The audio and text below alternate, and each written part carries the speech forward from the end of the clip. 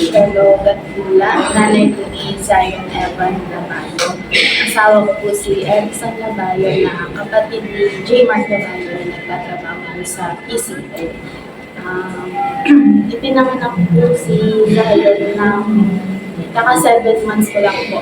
28 weeks po yung chan ko na pinanganak ko siya. 2:30 a.m. ng April 12. And yun po, pinanganak ko siya sa walang tulong ng doktor. Mag-isa po akong pumiray.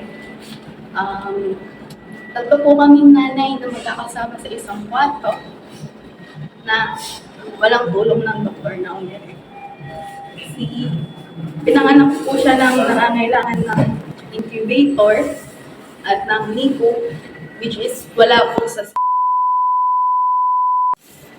April 17 po nung inilipat namin siya dito sa ACE Medical Center.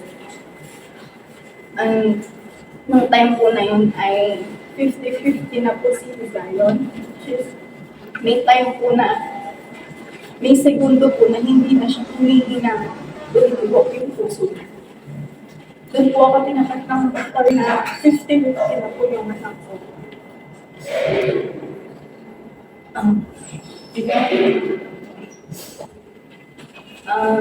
Hirap po siyang huminga. Nilagyan po ng mga ano-ano tubo sa may puso. 2 tubo sa bibig. Meron sa paa, meron sa kamay. Lagi kayong hands pati ng katawan ng tubo. Para lang po magpigtas yung ngayon po ay nakaharap naman po siya sa panibagong pagsubok.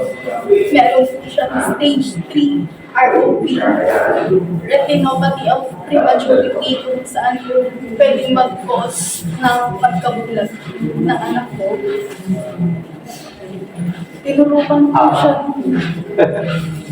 yan para po sa mata niya. Para po maagapan yung ugat, yung abnormal na ugat na pumunta po sa mata. Para po hindi siya mag-ulit. Pero may chance po kasi na bumalik pa rin yun dahil masyado pa po bata si Zion. Ngayon po ay halos 32 weeks pa lang. Matagal po po yung kakabulid namin para po mabuo yung buwan niya. May chance na bumalik yung ROP na yun. Pwede po ma-laser yung mata niya. Or kung sakali po, diretso surgery na po pag umabot po kami sa stage 5. Yun po ang binabantayan namin ngayon. Ngayon po medyo nag-i-struggle din po kami sa gatas niya dahil kinukulang din po yung supply ko. Low supply po yung milk ko kaya po medyo kulang po talaga yung naibibigay ko sa anak ko. Pumayag lang po yung doktor niya na mag-formula po siya. Pero may kamahalan din po talaga. So ngayon po, maayos po yung anak ko.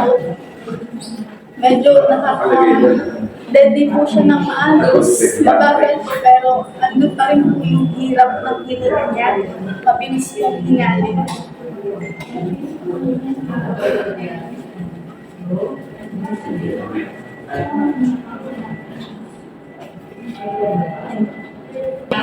Pinanganak ko si Zion ng halos 1.2 kilos na po. Sa isang linggo po namin itinagal sa talaga po bumaba yung timbang niya. Pumayat po talaga siya ng halos na bumaba po ng 1 kilo yung timbang. Yun din po yung isang naging risk kung bakit po naging nag-50-50 po yung anak ko. Mas nahirapan po siya. Lalo na po hindi ganun kabuo yung lungs po ng anak ko. Sa ngayon po, medyo okay na po siya na babantayan po talaga ng doktor, unlike po kung saan siya pinanganak na nababayaan po ng mga nurse, ng mga doktor, na halos hindi po sila, halos hindi siya tinitignan talaga. Titignan lang po siya tuwing kukuhanan siya ng dugo sa paa. Nakakaawa po na maya't maya, tinutusukan yung paa niya, kinukuhanan ng dugo, na halos mawala na po ng kulay yung paa niya, kakakuha ng dugo. Yun lang po halos ang nagawa ng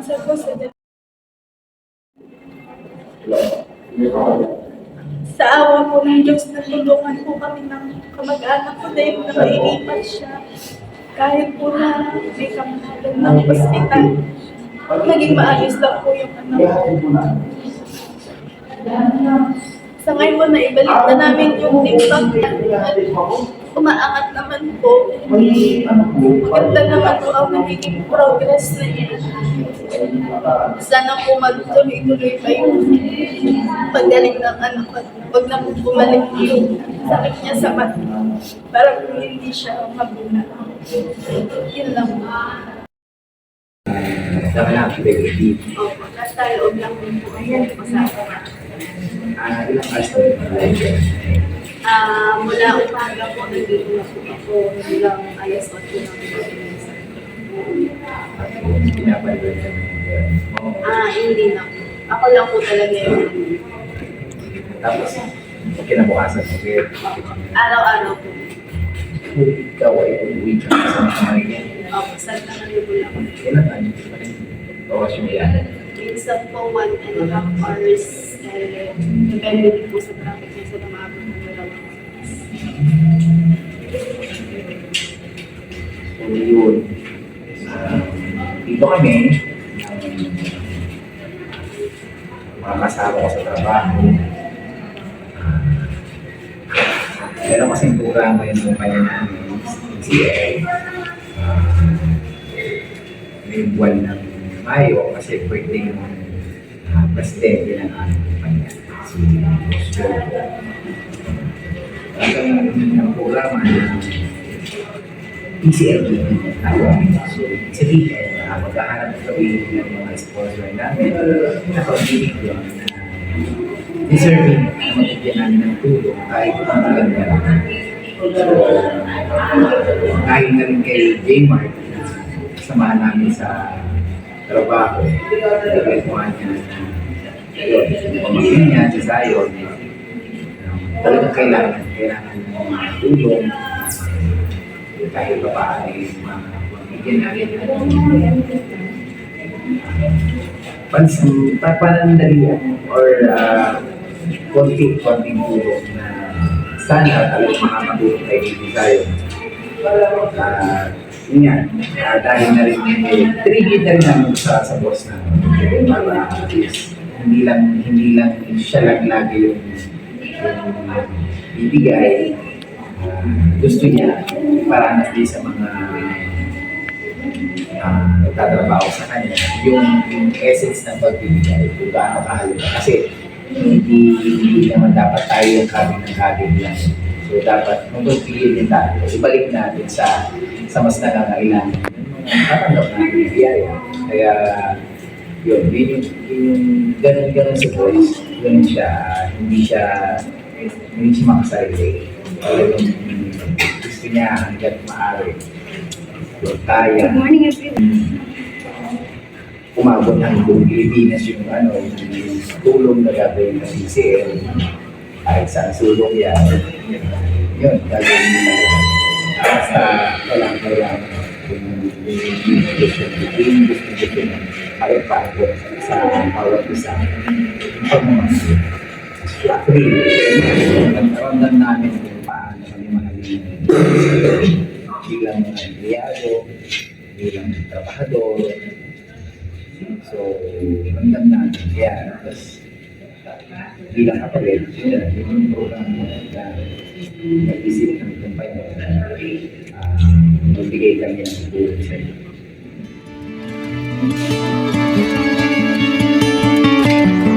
What do I believe in? I don't think I know anymore. Tell me there's a reason. Was there ever anything more? Have I been afraid to find what I've been looking for? It's all this little light. How do you know?